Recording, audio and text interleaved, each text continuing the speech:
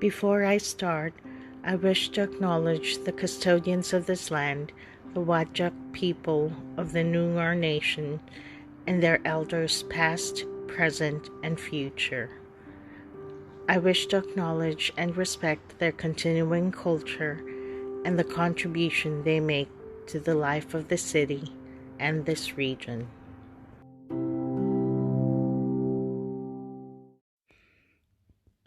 Welcome to the Moonlight Conversations podcast.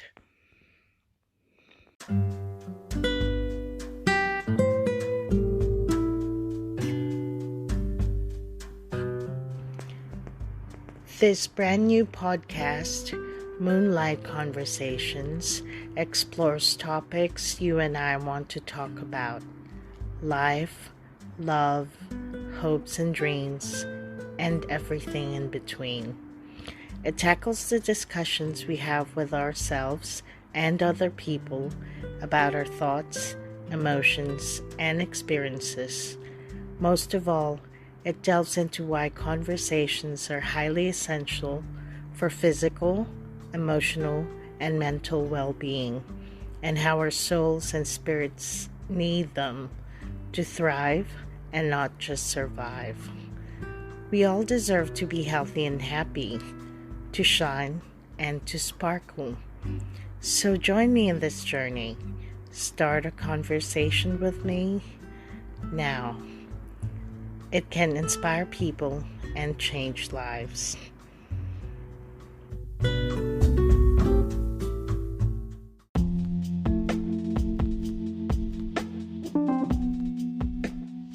Tonight, I'll be talking about why conversations are good for you, for us.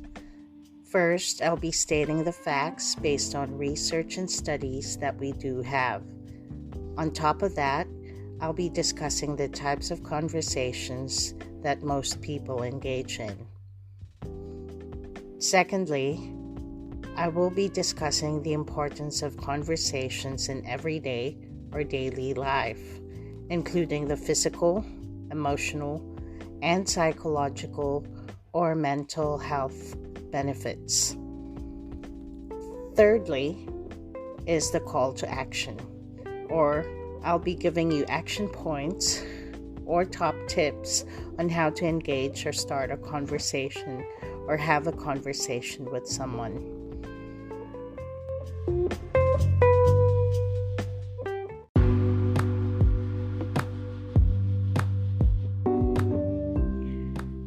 Now, let's look at some facts. And this is quite disturbing, mind you. According to research by Beyond Blue, 1 in 14 women experience depression, whereas only 1 in 19 men experience depression. And then 1 in 6 women experience anxiety, as opposed to only 1 in 9 men experience anxiety.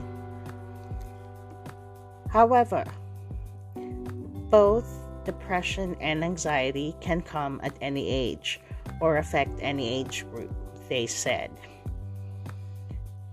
And then what's interesting is, with the World Health Organization study,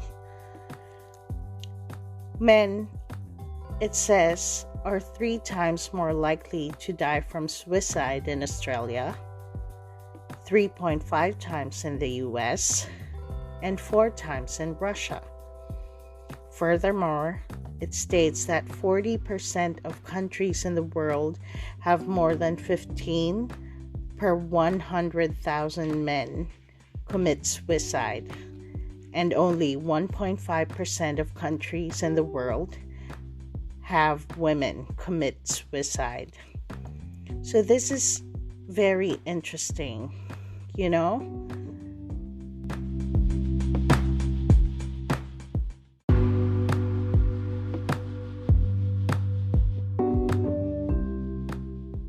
Now, let's talk about the types of conversations that we mostly engage in or have. First is self-talk. Second is small talk. And lastly, are substantial conversations. What is self-talk? Self-talk intends to direct speech at ourselves. It is defined as a verbal expression of an internal position or belief, meaning it expresses inner feelings, nonverbal thoughts, and intuitions about a situation through speech. There are actually two types of self-talk.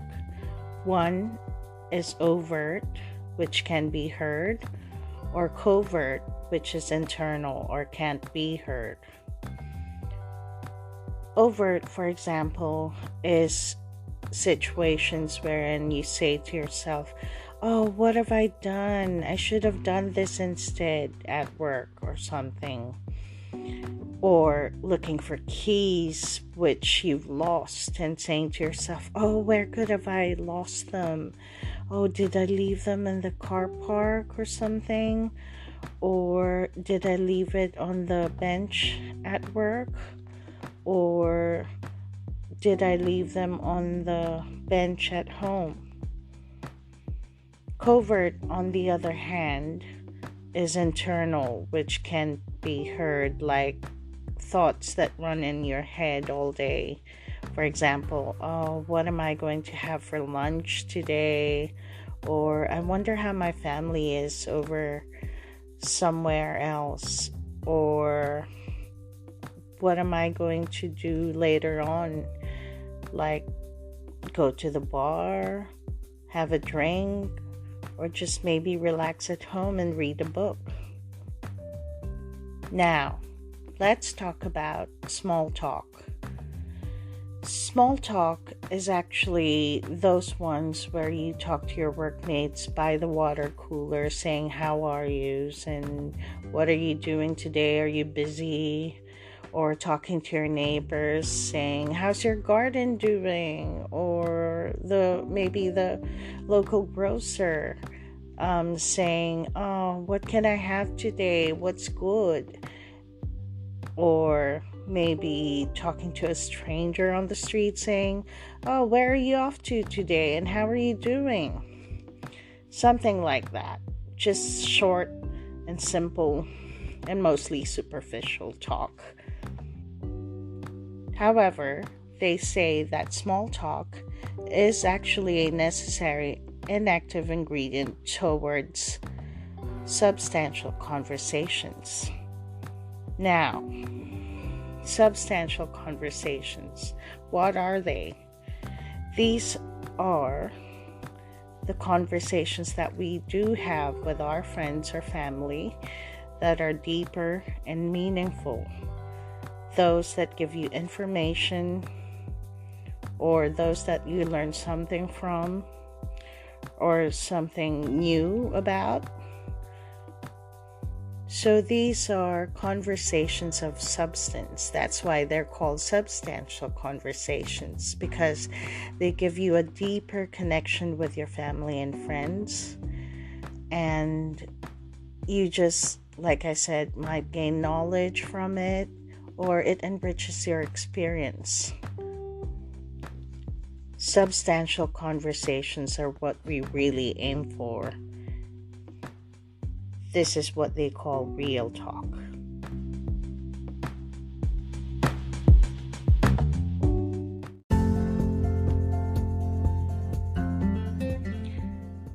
Okay, so let's move on to the benefits of conversations. Studies and research have actually found that this communication is good, not just for physical fitness, but also for mental health and emotional well-being.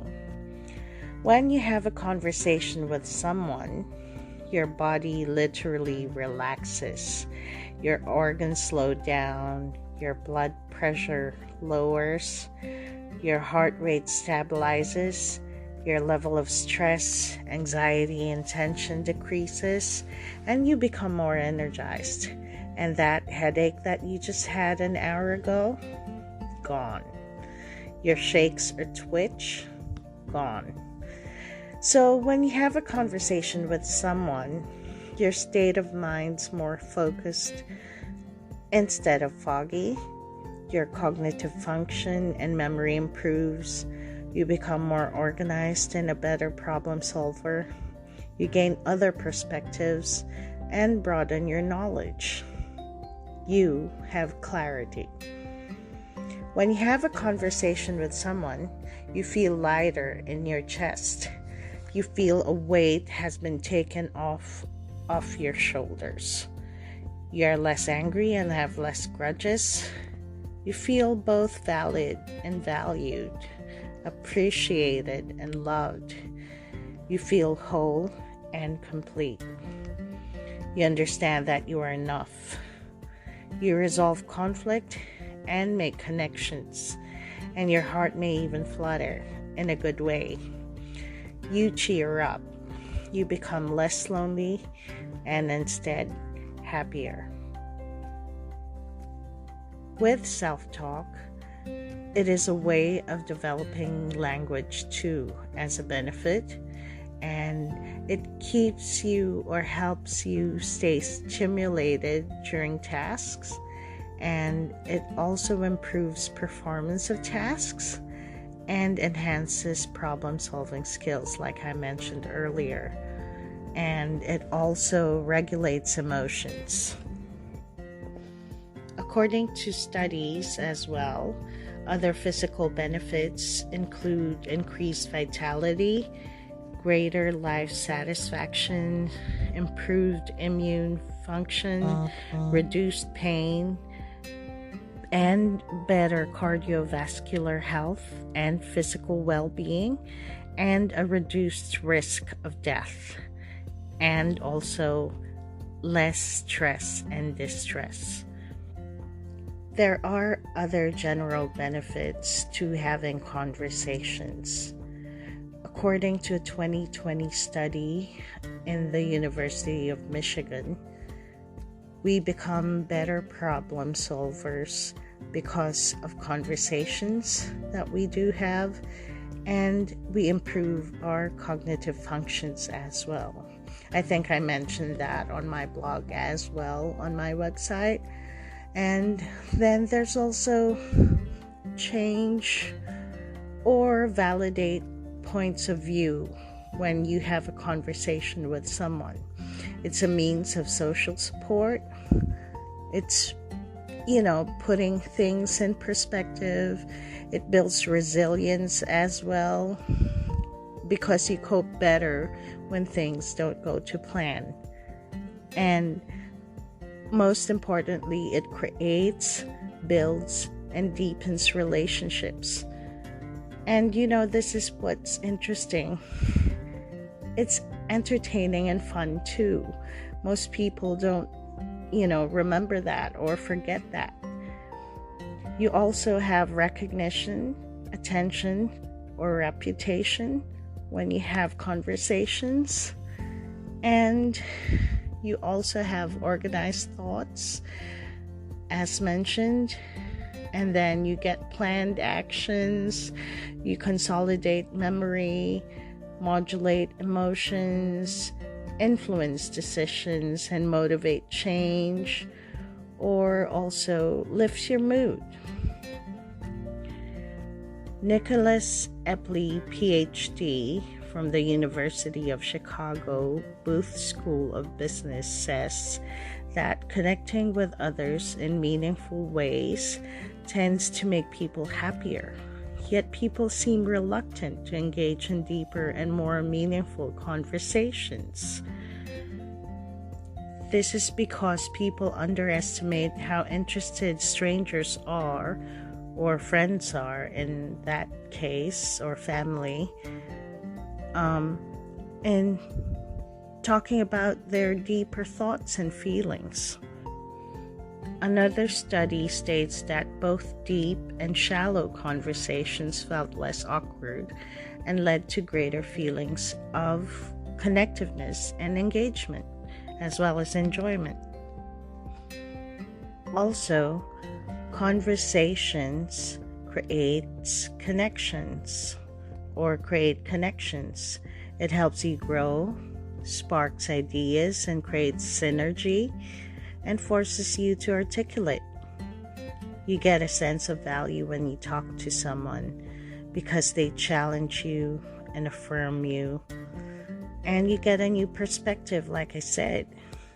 It may even start messages that get repeated and passed on.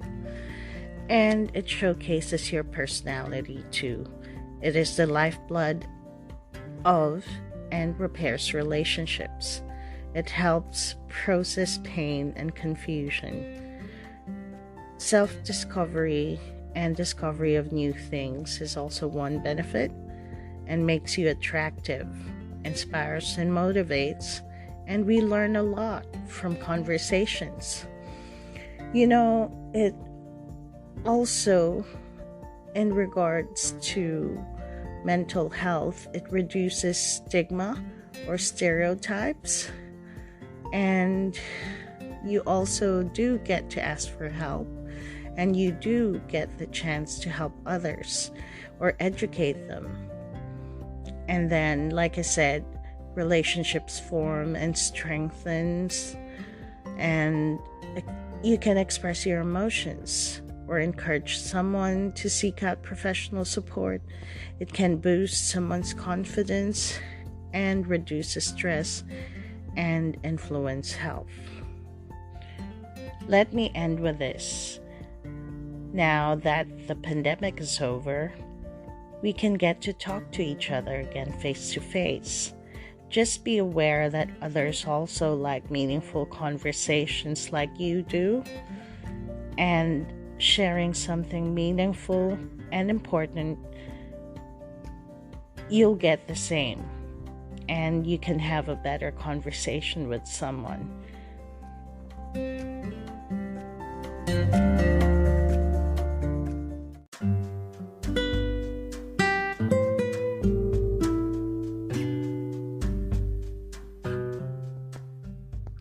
Now that we've discussed the many benefits of starting or having a conversation with someone, maybe try and reach out. Talk to someone. Start a conversation. Whether it be just a simple phone call, a chat over online messaging or email, a catch up over coffee, start talking. This would help you and the other person. Now, here are my top tips when starting or having a conversation with someone. First of all, ask how they are. Ask, how are you really? Ask about what's going on in their lives, and ask about what they are thinking and feeling about those situations and experiences. Ask why they are feeling and thinking that way. Secondly, actually listen. Listen. Don't cut the other person off or interrupt them. A friend of mine back in primary school said that she was very thankful to me because she had someone who can just listen to her problem and not necessarily fix it. Just someone who is there, who is present, and who can be open to what she was saying. Be present, make eye contact, and be patient, however long the conversation goes for. Thirdly, do not judge. Make the other person feel safe. Make the other person trust you, and make the other person feel that they have good reason to trust you. Have an open mind. Try not to think negatively of the other person opening up to you. Next, empathize. Acknowledge the other person by nodding or saying yes or okay, or say I understand every once in a while during the conversation. Make sure the other person feels that you may not feel the same way, but that you understand how they feel. Empathy is so different from sympathy. Sympathy is feeling exactly the same way the other person feels, but that's not entirely true. Just make them understand that you know how they feel and understand it. Maybe share your experiences about when you felt something not necessarily the same, but something similar. Fifth, ask how you can help. And then help if you have it. If advice is sought, then give it if you have it. Give them resources for other people, groups, and communities that can help them too.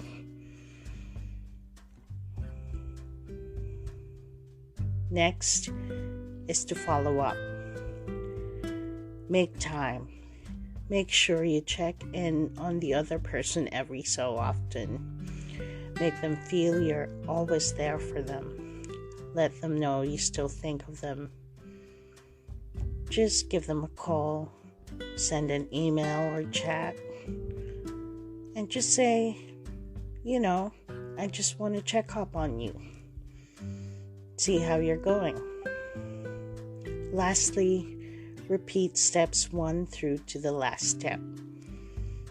In this case, practice makes perfect. So you have to do it all the time, every single time. Just practice,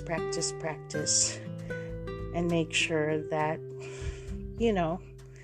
the other person feels that you value them. We often hear that self-love is so important. We all know we need to take better care of ourselves, physically, mentally, and emotionally. If we are to be in a position to make someone feel better, then we have to ensure we ourselves are good first. Because as they say, you cannot pour from an empty cup. But in saying this, we need to look out for each other too. Taking care of yourself is taking care of others around you too. How do we make sure we are good? And how do we make sure other people, like family and friends, are good as well? You guessed it. Nailed it. Hit it right on the head. Start a conversation now.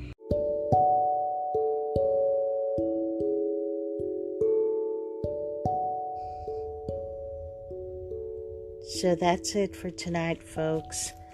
Thank you so much for listening in, and I hope you enjoyed our conversation tonight.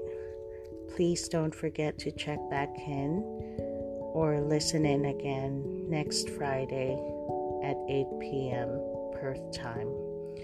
Please also don't forget to check out my website, www.conversationsIneverhadwithluna.com. I hope you enjoy the rest of your night. Stay safe and God bless. Again, this is Anna, Moonlight Conversations, signing out. Good night.